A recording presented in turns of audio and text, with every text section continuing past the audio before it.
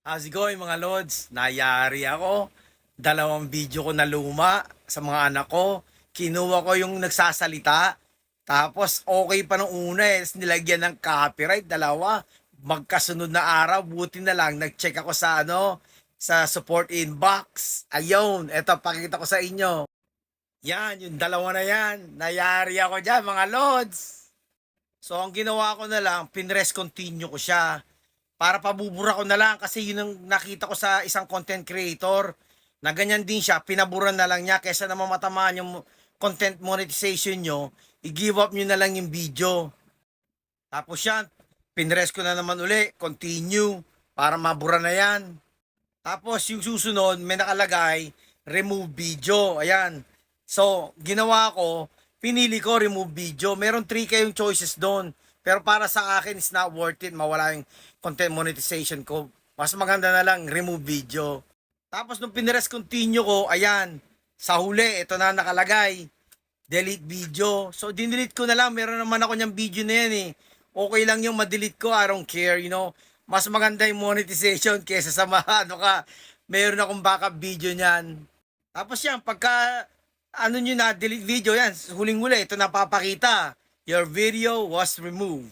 That means it's been deleted. At least safe, di ba?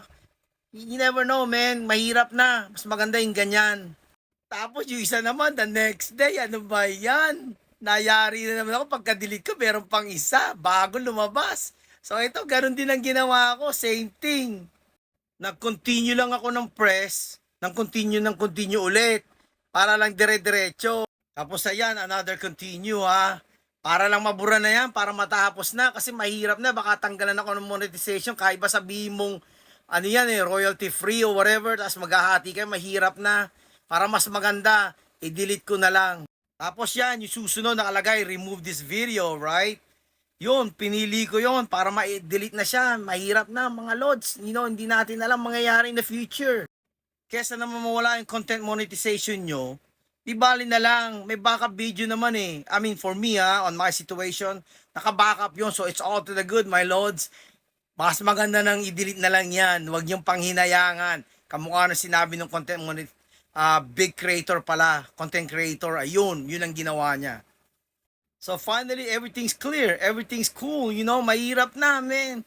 Kahit ba sabihin mong partially yan, kaya iba pa rin talaga, original content na lang. Mahirap din gumamit yung mga royalty free na yan, mga ganyan.